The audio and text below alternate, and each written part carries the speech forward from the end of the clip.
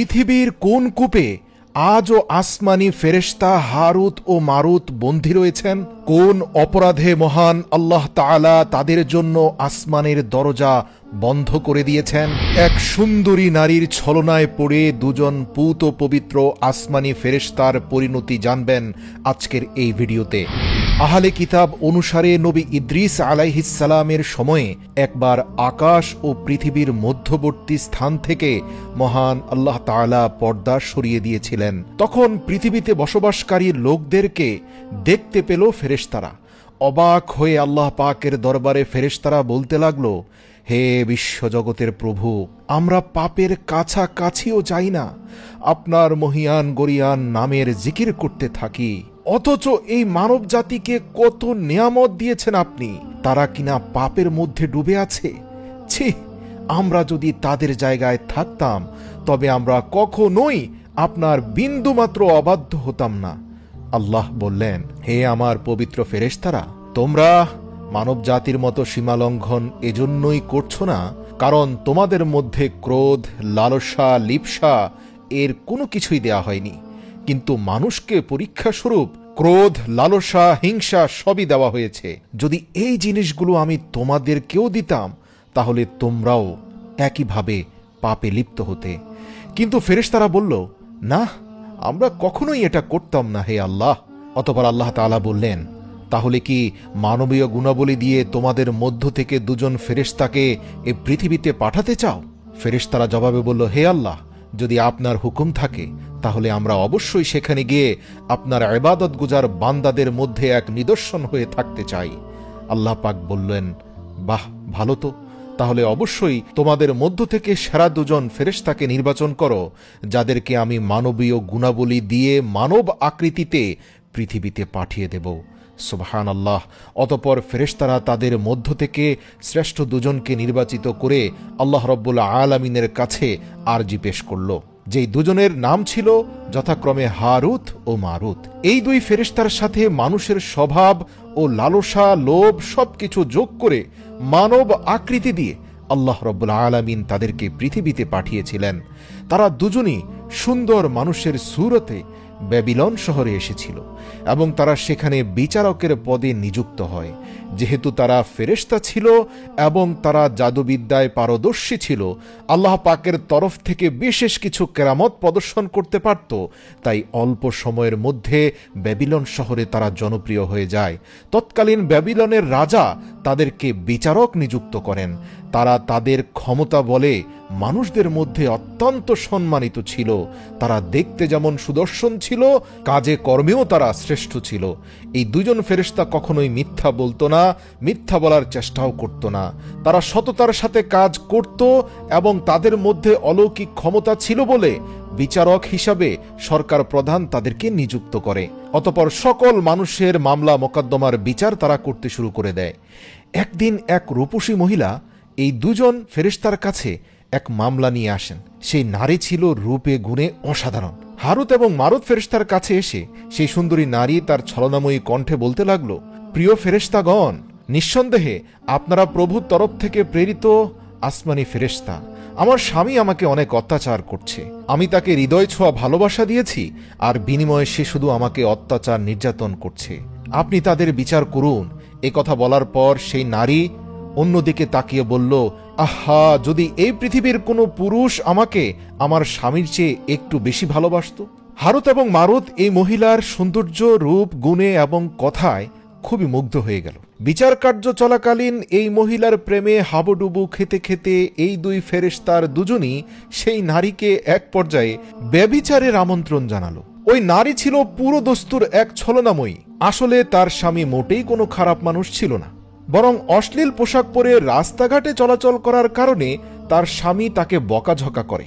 নিজের প্রতি হারুত মারুত ফেরেশতার প্রবল আগ্রহ দেখে মহিলাটি তাদেরকে বলল, আমি এক শর্তে তোমাদের সাথে জিনা করতে পারি, যদি তোমরা মূর্তি পূজা করো অথবা মদ খাও আর না হয় আমার স্বামীকে হত্যা করো। এই তিনটার যে কোনো একটা তোমাদেরকে করতেই হবে। হারুত মারুত বলল, তোমার স্বামীকে আমরা হত্যা করতে পারবো না, কারণ বিচার কার্যক্রম অনুযায়ী যা মনে হচ্ছে তোমার স্বামী অপরাধী নয়। আর মূর্তি পূজা করলে তো আমরা সৃষ্টিকর্তার সাহায্যই পাবো না। তবে হ্যাঁ, মদ খাওয়া ছোটখাটো অপরাধ, আমরা মদ খেতে পারি। অতপর হারুত ও মারুত মদ পান করাকে ছোটখাটো পাপ মনে করে মদ পান করল, এবং তারপর নেশাগ্রস্ত অবস্থায় তারা বড় ধরনের দুটি পাপ করে ফেলল।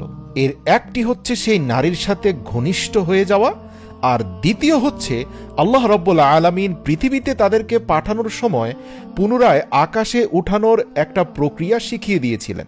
সেই প্রক্রিয়াটা সেই নারীকেও তারা শিখিয়ে দিয়েছিল, যার দ্বারা সেই মহিলা আকাশে যাওয়ার সক্ষমতা অর্জন করে। যখন এই নারী সেই আমলের মাধ্যমে আকাশে গেলেন, তখন আকাশে উঠার নীতি ভঙ্গ করার অপরাধে আসমানের ফেরেশতারা আল্লাহ পাকের হুকুমে তাকে একটি গ্রহে রূপান্তর করে দেয়।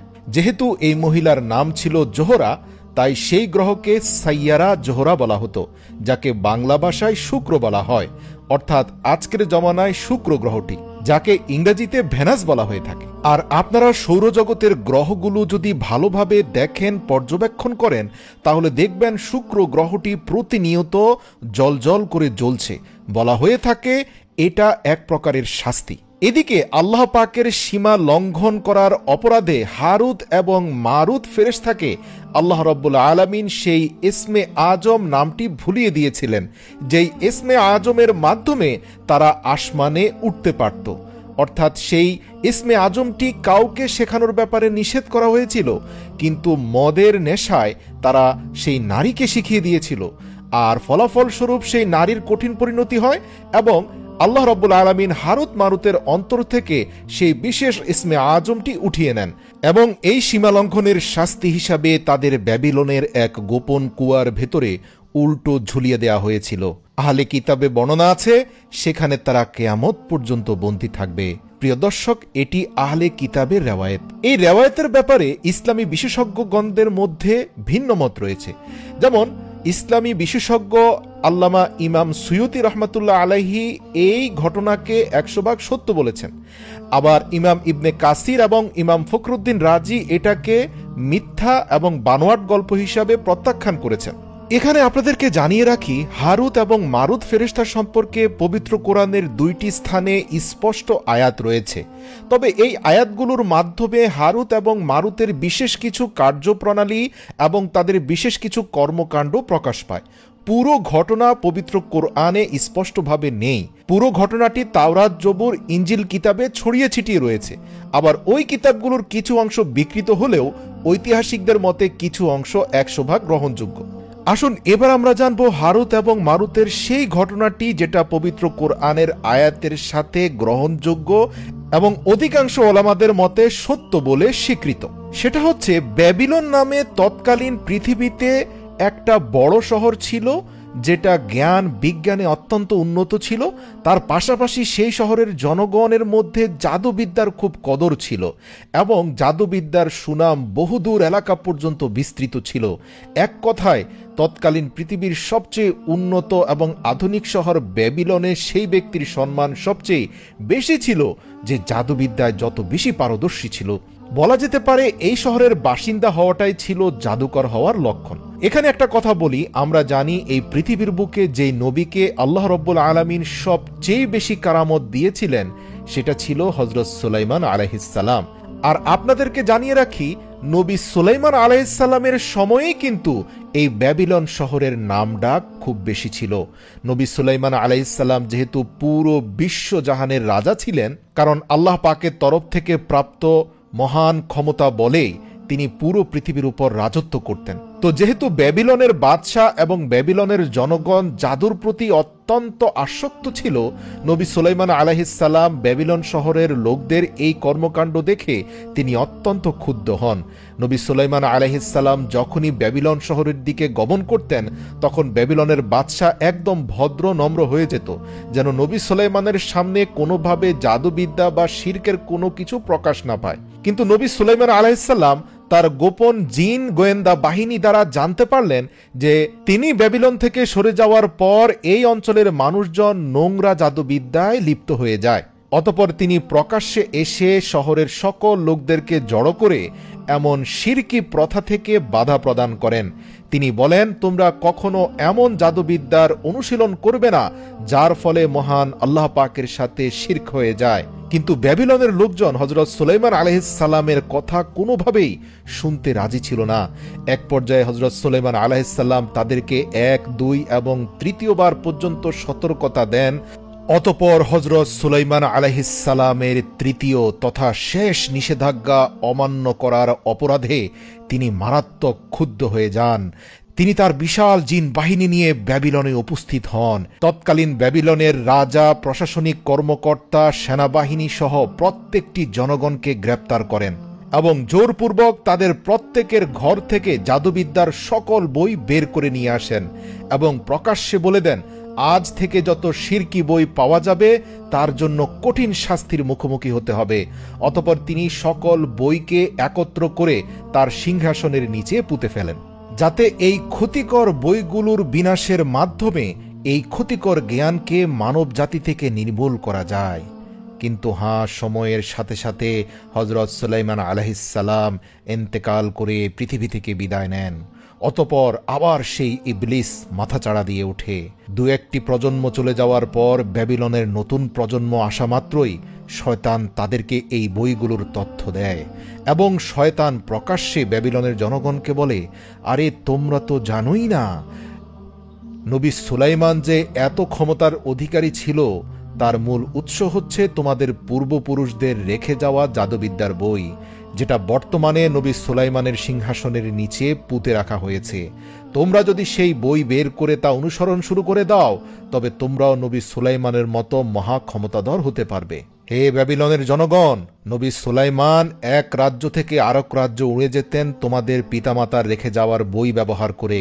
তিনি পুরো পৃথিবী শাসন করেছেন তোমাদের পিতামাতার রেখে যাওয়া বইয়ের মাধ্যমে। তিনি জিনদেরকে নিয়ন্ত্রণ করতেন তোমাদের পিতামাতার রেখে যাওয়া বইয়ের মাধ্যমে। এবং নবী সুলাইমান আলাইহিস সালামের অসাধারণ অলৌকিক ক্ষমতা বলতে কিছুই না, সবই তোমাদের পূর্বপুরুষদের রেখে যাওয়া বই এবং তন্ত্রমন্ত্র এর ক্ষমতা। এভাবে শয়তান ব্যাবিলনে বসবাসকারী বনি ইসরাইলের সকল মানুষকে পুনরায় পথভ্রষ্ট করে। তারা পুনরায় সুলাইমান আলাইহিস সালামের সম্মানিত সিংহাসন ভেঙে তার নিচ থেকে ওই বইগুলো বের করে এনে পুনরায় এই নোংরা চর্চা শুরু করে দেয়। এর ফলে তাদের সমাজের মধ্যে পুনরায় আবার হানাহানি, মারামারি, একজন আরেকজনের মধ্যে সংকট সৃষ্টি করা, অর্থাৎ জাদুবিদ্যার অপব্যবহার বলতে যা বোঝায় তার সবই শুরু হয়ে যায়। এমনকি সে সময় জাদুবিদ্যার অনুশীলন এত ভয়াবহ অবস্থায় গিয়ে পৌঁছেছিল যে চোর এবং ডাকাতরা চুরি এবং ডাকাতি করার জন্য জাদুবিদ্যার ব্যবহার করত। এর ফলে তারা ঘরে প্রবেশ না করে জাদুবিদ্যা ব্যবহার করে জিনিসপত্র দূর থেকে চুরি করে নিয়ে যেতে পারত। এতে সমাজে ভয়ঙ্কর বিশৃঙ্খলা দেখা দিল। আল্লাহ রাব্বুল আলামিন পবিত্র কোরআনে এই সম্পর্কে বলেন, তারা জাদুর অপব্যবহার করত এবং জাদুবিদ্যার মাধ্যমে স্বামী স্ত্রীর মধ্যে বিচ্ছেদ ঘটাত।